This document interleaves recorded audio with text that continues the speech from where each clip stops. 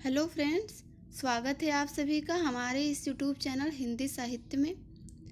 आज हम लोग इस वीडियो में आदिकाल से जुड़े महत्वपूर्ण 50 प्रश्नों को देखेंगे जो कि अक्सर हिंदी संबंधित परीक्षा में पूछे जा सकते हैं। आदिकाल से जुड़े सभी जो है कि महत्वपूर्ण प्रश्नों को आज हम लोग इस वीडियो में देखेंगे। हिंदी संबंधित चाहे कोई भी परीक्षा हो, केवीएस की हो, टीजीटी पीजीटी हो, पीआरटी हो, टीट्रिपल एसबी हो या यूपीटेट सीटेट हो या अन्य कोई परीक्षा हो जिसमें कि हिंदी पूछी जाती है, तो उसमें जो है कि उसके लिए प्रश्न जो है काफ़ी हेल्पफुल होंगे। तो चलिए शुरू करते हैं। पहला प्रश्न है, आदिकाल को चारण काल किसने कहा है? हमें ऑप्शन दिए गए हैं। ए शिव सिंह सेंगर, बी मिश्र बंधु, सी राम कुमार वर्मा या फिर डी मोहन अवस्थी।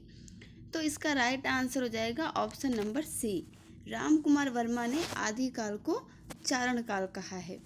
अगला प्रश्न देखते हैं। अगला प्रश्न है कि आदिकाल को वीर काल किसने कहा है, यानी कि आदिकाल का जो नामकरण वीर काल है वो किसने किया है? ए मिश्र बंधु, बी रामचंद्र शुक्ल, सी विश्वनाथ प्रसाद मिश्र, डी राम कुमार वर्मा। तो इसका राइट आंसर हो जाएगा ऑप्शन नंबर सी, विश्वनाथ प्रसाद मिश्र। इन्होंने जो है आदिकाल को वीर काल कहा है। अगला प्रश्न देखते हैं। हिंदी साहित्य का वैज्ञानिक इतिहास, इसके लेखक कौन हैं? ए नामवर सिंह, बी रामस्वरूप चतुर्वेदी, सी राम कुमार वर्मा या फिर डी गणपति चंद्र गुप्त। तो इसका राइट आंसर हो जाएगा ऑप्शन नंबर डी, गणपति चंद्र गुप्त। इन्होंने हिंदी साहित्य का वैज्ञानिक इतिहास लिखा है। अगला प्रश्न देखते हैं। डॉक्टर राम कुमार वर्मा ने हिंदी साहित्य का आरंभ कब से माना है? ऑप्शन है ए 693 ईस्वी, बी 700 ईस्वी, सी 1050 ईस्वी या फिर डी 1000 ईस्वी। तो इसका राइट आंसर होगा ऑप्शन नंबर ए 693 ईस्वी। डॉक्टर राम कुमार वर्मा ने हिंदी साहित्य का आरंभ 693 ईस्वी से माना है। अगला प्रश्न देखते हैं। बौद्ध धर्म से जुड़े हुए साहित्य की भाषा है? ए लौकिक संस्कृत, बी वैदिक संस्कृत, सी प्राकृत, डी पाली। तो इसका राइट आंसर हो जाएगा ऑप्शन नंबर डी पाली। बौद्ध धर्म से जुड़े जितने भी साहित्य लिखे गए हैं सभी में पाली भाषा का प्रयोग किया गया है। अगला प्रश्न देखते हैं। यह अपभ्रंश प्रभावित हिंदी रचना कौन सी है? ए भरतेश्वर बाहुबली रास, बी चंदन बाला रास, सी नेमिनाथ रास या फिर डी बसंत विलास। तो इसका राइट आंसर होगा option number A Bharateshwar Bahubali Raas. ये जो है ये अपभ्रंश से प्रभावित हिंदी रचना है। अगला प्रश्न देखते हैं। पंच पांडव चरित रास के रचयिता हैं? ए शालिभद्र सूरी, बी आसुगु, सी नरपति नाल, डी दलपति विजय। तो इसका राइट आंसर होगा ऑप्शन नंबर ए, शालिभद्र सूरी ने जो है पंच पांडव चरितरास की रचना की थी। अगला प्रश्न है। अपभ्रंश शब्द का सबसे पहले उल्लेख किसने किया है? ए पाणिनि, बी नागार्जुन, सी पंतजलि या फिर डी सरहप्पा। तो इसका राइट आंसर हो जाएगा ऑप्शन नंबर सी, पंतजलि ने जो सबसे पहले अपभ्रंश शब्द का प्रयोग या उल्लेख किया है। अगला प्रश्न है। अवहट्ट भाषा से तात्पर्य है? ए ग्रामीण अपभ्रंश, बी परिनिष्ठित अपभ्रंश, सी ग्रामीण प्राकृत, डी परिनिष्ठित प्राकृत। तो इसका राइट आंसर होगा ऑप्शन नंबर ए, ग्रामीण अपभ्रंश। अवहट्ट भाषा से तात्पर्य होता है ग्रामीण अपभ्रंश। अगला प्रश्न देखते हैं। अवहट्ट में शिक्षा शब्द के लिए कौन सा रूप मिलता है? ए शिक्षा, बी शिक्षा, सी शिक्षा या फिर डी शिक्षा। तो इसका राइट आंसर हो जाएगा ऑप्शन नंबर सी, शिक्षा शब्द जो है ये अवहट्ट में मिलता है शिक्षा के लिए। अगला प्रश्न देखते हैं। राहु सांकृत्यायन के अनुसार चर्या गीत और दोहा कोश की रचना करने वाले पहले बौद्ध सिद्ध हैं? ए सरहपा, बी कन्हपा, सी डोम्बिया या फिर डी कमरिया। तो इसका राइट आंसर हो जाएगा ऑप्शन नंबर ए सरहपा। ये जो है चर्या गीत और दोहा कोश की रचना करने वाले पहले बौद्ध सिद्ध हैं। अगला प्रश्न देखते हैं।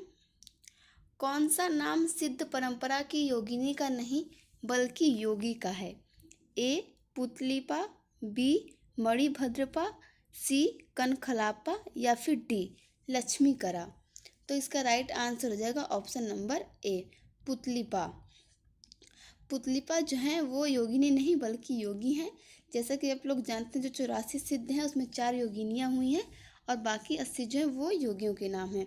तो 4 योगिनियों में मणिभद्रपा, कनखलापा, लक्ष्मीकरा और इनके अतिरिक्त एक मेखलापा भी हैं जो कि सिद्ध योगिनी थी। अगला प्रश्न देखते हैं। अधिकांश साहित्य इतिहासकारों के अनुसार हिंदी के प्रथम कवि हैं ए कबीर, बी सूरदास, सी सरहपा या फिर डी विद्यापति। तो इसका राइट आंसर हो जाएगा ऑप्शन नंबर सी सरहपा। अगला प्रश्न देखते हैं। स्वयंभू को हिंदी का प्रथम कवि माना है ए रामकुमार वर्मा, बी रामचंद्र शुक्ल, सी हजारी प्रसाद द्विवेदी या फिर डी राहु सांकृत्यायन। तो इसका राइट आंसर होगा ऑप्शन नंबर ए रामकुमार वर्मा ने स्वयंभू को हिंदी का प्रथम कवि माना है। अगला प्रश्न है। सहज ज्ञान के प्रवर्तक हैं ए सरहपा, बी सबरपा, सी लुईपा या फिर डी कन्हपा। तो इसका राइट आंसर होगा ऑप्शन नंबर ए सरहपा जो है वो सहज ज्ञान के प्रवर्तक हैं। अगला प्रश्न है। पुष्य को हिंदी का प्रथम कवि किस आलोचक ने माना है ए राहुल सांकृत्यायन, बी दशरथ ओझा, सी रामविलास शर्मा या फिर डी शिव सिंह सेंगर। तो इसका राइट आंसर हो जाएगा option number D Shiv Singh Sengar. इन्होंने पुष्य को हिंदी का प्रथम कवि माना है और कहीं कहीं इनको पुष्य या पुण्य कवि भी कहा जाता है। अगला प्रश्न देखते हैं। हजारी प्रसाद द्विवेदी ने अपभ्रंश को क्या कहा है ए पुरानी हिंदी, बी प्राकृताभास अपभ्रंश, सी साहित्यिक अपभ्रंश या फिर डी परिनिष्ठित अपभ्रंश। तो इसका राइट आंसर हो जाएगा ऑप्शन नंबर ए पुरानी हिंदी। हजारी प्रसाद द्विवेदी ने अपभ्रंश को पुरानी हिंदी कहा है। अगला प्रश्न है। पुरानी हिंदी नामकरण किसने किया, यानी कि उन्होंने इसे कहा जरूर अपभ्रंश को पुरानी हिंदी, लेकिन जो पुरानी हिंदी है ये शब्द कहाँ से है, इसका नामकरण किसने किया ए चतुरसेन शास्त्री, बी चंद्रधर शर्मा गुलेरी, सी विश्वनाथ प्रसाद मिश्र या फिर डी राम कुमार वर्मा। तो इसका राइट आंसर हो जाएगा option number B Chandradhar Sharma Guleri. इन्होंने जो है पुरानी हिंदी का नामकरण किया है। अगला प्रश्न देखते हैं। अपभ्रंश का वाल्मीकि किसे कहा जाता है ए पुष्पदंत, बी धनपाल, सी शालिभद्र सूरि या फिर डी स्वयंभू। तो इसका राइट आंसर हो जाएगा ऑप्शन नंबर डी स्वयंभू। स्वयंभू को जो है अपभ्रंश का वाल्मीकि कहा जाता है। अगला प्रश्न देखते हैं। स्वयंभू की कृति का नाम है ए पद्म पुराण, बी महापुराण, सी पाहुड़ दोहा या फिर डी पौंचरी। तो इसका राइट आंसर होगा ऑप्शन नंबर डी पौंचरू जो है ये स्वयंभू की कृति है। अगला प्रश्न है कि अपभ्रंश का भवभूति किसे माना जाता है ए शालिभद्र सूरि, बी पुष्पदंत, सी कनकामर या फिर डी धनपाल। तो इसका राइट आंसर हो जाएगा ऑप्शन नंबर बी पुष्पदंत को जो है अपभ्रंश का भवभूति माना जाता है। अगला प्रश्न है। कौन सी रचना स्वयंभू की नहीं है ए पौंचरीव, बी रिठ्ठेमेनी, सी स्वयंभू छंद या फिर डी महापुराण। तो इसका राइट आंसर हो जाएगा ऑप्शन नंबर डी महापुराण जो है वो स्वयंभू की रचना नहीं है। अगला प्रश्न है। खड़ी बोली हिंदी में सर्वप्रथम रचना करने वाले कवि का नाम है ए जायसी, बी अमीर खुसरो, सी विद्यापति, डी भारतेंदु हरिश्चंद्र। तो इसका राइट आंसर हो जाएगा ऑप्शन नंबर बी अमीर खुसरो जो हैं वो खड़ी बोली हिंदी में सर्वप्रथम रचना करने वाले कवि माने जाते हैं। अगला प्रश्न देखते हैं। मुकरी लिखने का सर्वप्रथम प्रयास किसने किया ए स्वयंभू, बी जगनीक, सी अमीर खुसरो या फिर डी कुंभन दास। तो इसका राइट आंसर हो जाएगा ऑप्शन नंबर सी अमीर खुसरो। इन्होंने सर्वप्रथम मुकरी लिखने का प्रयास किया। अगला प्रश्न है। अमीर खुसरो किस काल से संबंधित हैं ए आधुनिक काल, बी रीतिकाल, सी आदिकाल या फिर डी भक्तिकाल। तो इसका राइट आंसर हो जाएगा ऑप्शन नंबर सी आदिकाल। देखिए ये अमीर खुसरो जो है ये आदिकाल से संबंधित है। इनके दो उपनाम भी हैं, एक है तोता ए हिंद, आप लोग जानते भी होंगे, और इनका दूसरा नाम है तुर्के अल्लाह। अगला प्रश्न देखते हैं, कौन शिलांकित कृति है? ए पाहुड़ दोहा, बी राउल वेल, सी प्राकृत पेंगलम या फिर डी वर्ण रत्नाकर। तो इसका राइट आंसर हो जाएगा option number B Raulvel जो है ये शिलांकृत कृति है। और राउल वेल जो है ये गद्य पद्य मिश्रित एक चंपू काव्य है। अगला प्रश्न देखते हैं, कुवलय माला कथा के लेखक हैं? ए सोमप्रभ सूरी, बी उद्योतन सूरी, सी धर्म सूरी या फिर डी मुनिजिन विजय। तो इसका राइट आंसर हो जाएगा option number B Uddyotan Suri. ये जो है ये कुवलय माला कथा के लेखक हैं। अगला प्रश्न देखते हैं, कौन व्याकरण ग्रंथ के रूप में प्रसिद्ध है? ए राउल वेल, बी उक्ति व्यक्ति प्रकरण, सी वर्ण रत्नाकर या फिर डी कुवलय माला। तो इसका राइट आंसर हो जाएगा ऑप्शन नंबर बी। ये जो उक्ति व्यक्ति प्रकरण है ये एक व्याकरण ग्रंथ के रूप में जाना जाता है। अगला प्रश्न है, कौन सी भाषा आदिकाल की है? ए ब्रजभाषा, बी खड़ी बोली, सी डिंगल पिंगल या फिर डी अवधि। तो इसका राइट आंसर हो जाएगा ऑप्शन नंबर सी डिंगल पिंगल जो भाषा है ये आदिकाल की है। अगला प्रश्न है, चारण साहित्य किस साहित्य का दूसरा नाम है? ए सिद्ध साहित्य, बी नाथ साहित्य, सी जैन साहित्य या फिर डी रासो साहित्य। तो इसका राइट आंसर होगा ऑप्शन नंबर डी रासो साहित्य जो है वो चारण साहित्य का ही दूसरा नाम है। अगला प्रश्न है, सिद्धों की संख्या कितनी मानी जाती है? ए 84, बी 65, सी 72 या फिर डी 68। तो इसका राइट आंसर होगा ऑप्शन नंबर ए 84। सिद्धों की संख्या 84 मानी जाती है, जिसमें कि हमने अभी आपको बताया 80 योगी हैं और 4 योगिनियाँ हैं। अगला प्रश्न देखते हैं, बीसल देव रासों में किस शैली का प्रयोग किया गया है? ए श्रृंगारिक, बी आख्यान, सी गेय या फिर डी प्रबंध। तो इसका राइट आंसर होगा ऑप्शन नंबर सी गेय। बीसल देव रासों में गेय शैली का प्रयोग किया गया है। अगला प्रश्न है, बीसल देव रासों के रचनाकार कौन हैं? ए नरपति नाल, बी चंदबरदाई, सी धनपाल या फिर डी जगनीक। तो इसका राइट आंसर हो जाएगा ऑप्शन नंबर ए नरपति नाल। ये जो है ये बीसल देव रासों के रचनाकार हैं। अगला प्रश्न देखते हैं, राजमती से रूठकर बीसल देव कहाँ गया था?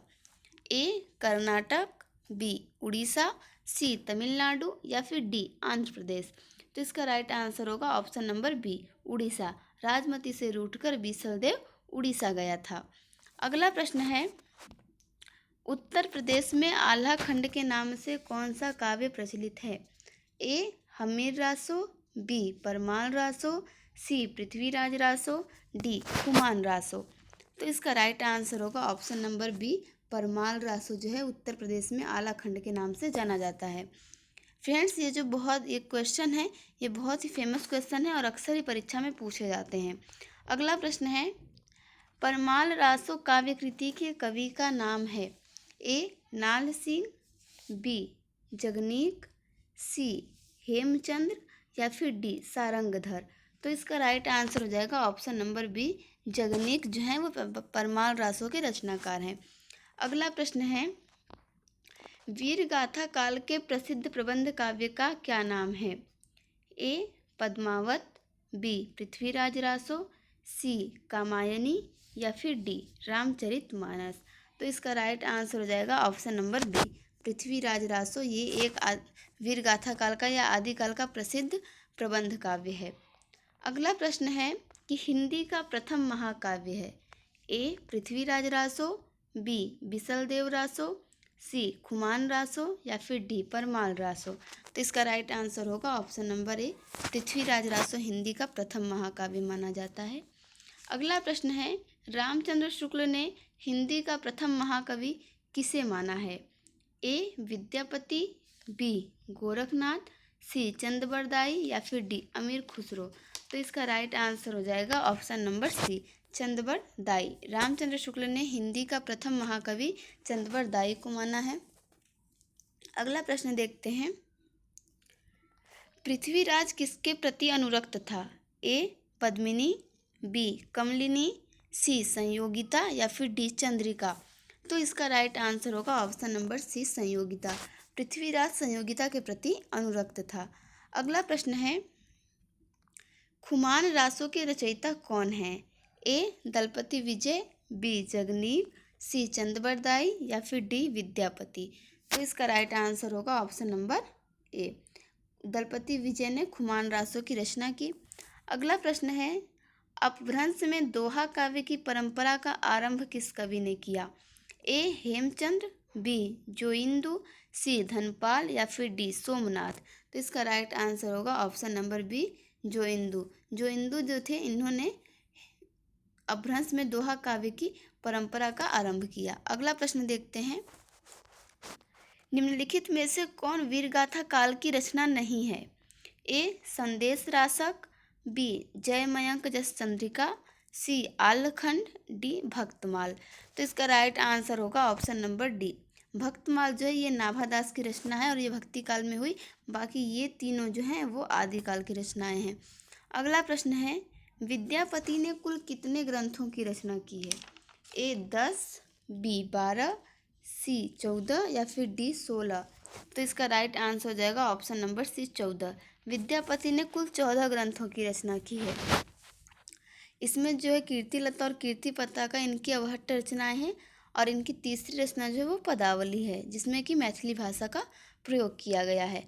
अगला प्रश्न देखते हैं, विद्यापति के पद किस भाषा में रचित हैं? ए पहाड़ी, बी मैथिली, सी अवधी या फिर डी पिंगल। तो इसका राइट आंसर होगा option number B Maithili. Vidyapati के पद जो हैं वो मैथिली भाषा में रचित हैं। अगला प्रश्न है, आदिकाल के अंतर्गत सरहप्पा लुइपा आदि कवि किस साहित्य से संबंध हैं? ए रासो साहित्य, बी जैन साहित्य, सी सिद्ध साहित्य या फिर डी लौकिक साहित्य। तो इसका राइट आंसर होगा ऑप्शन नंबर सी सिद्ध साहित्य से संबंधित है सरहप्पा और लुइपा। अगला प्रश्न देखते हैं, नाथ संप्रदाय के प्रवर्तक इनमें कौन थे? ए गोरखनाथ, बी महानाथ, सी चरपटनाथ या फिर डी नेमिनाथ। तो इसका राइट आंसर हो जाएगा ऑप्शन नंबर ए गोरखनाथ। देखिए, अगर नाथ संप्रदाय पूछता है तो नाथ संप्रदाय के प्रवर्तक गोरखनाथ हैं, किंतु नाथ पंथ अगर पूछेगा तो नाथ पंथ के प्रणेता जो है वो आदिनाथ माने जाते हैं। अगला प्रश्न देखते हैं, सिद्ध कवियों द्वारा प्रयुक्त भाषा को कहा जाता है? ए डिंगल, बी अपभ्रंश, सी अवहट्ट, डी संधा। तो इसका राइट आंसर हो जाएगा ऑप्शन नंबर डी संधा। सिद्ध कवियों द्वारा जो भाषा प्रयुक्त की जाती है उसे संधा कहा जाता है। अगला प्रश्न है कि हिंदी शब्द का प्रथम प्रयोग किस इतिहासकार ने किया है? ए Ramchandra Shukla, B Ibn Battuta, सी अबू सईद या फिर डी बदायूनी। तो इसका राइट आंसर होगा ऑप्शन नंबर सी हिंदवी शब्द का प्रथम प्रयोग अबू सईद ने किया। अगला प्रश्न है और लास्ट प्रश्न है, प्रश्न संख्या 50। ये थे आज के टोटल 50 इंपॉर्टेंट क्वेश्चन जो कि आदिकाल से पूछे जाते हैं। निर्भय भीम व्यायोग के लेखक हैं? ए धनपाल, बी राजशेखर, सी धर्मप्रभ सूरी या फिर डी रामचंद्र सूरी। तो इसका राइट आंसर हो जाएगा option number D Ramchandra Suri जो हैं वो निर्भय भीम व्यायोग के लेखक हैं। ये एक जैनाचार्य थे और सिद्धराज जयसिंह और कुमारपाल राजा का इन्हें राजाश्रय प्राप्त था। और इनके 2 काव्य ग्रंथ भी हैं, एक सुधा कलश और एक कुमार विहार शतक, जो कि काफ़ी फेमस है। तो फ्रेंड्स, ये हम लोगों ने आज इस वीडियो में आदिकाल से जुड़े उन महत्वपूर्ण 50 प्रश्नों को देखा जो कि हिंदी संबंधित परीक्षा में अक्सर पूछे जाते हैं, चाहे वह टीजीटी पीजीटी हो, केवीएस एनवीएस हो या DSSS हो, चाहे यूपी टेट और सीटेट ही क्यों ना हो। उम्मीद है ये वीडियो आप लोगों के लिए काफ़ी हेल्पफुल होगी। अपने दोस्तों को भी इसे शेयर करें, वीडियो को लाइक करें। Thank you for watching this video.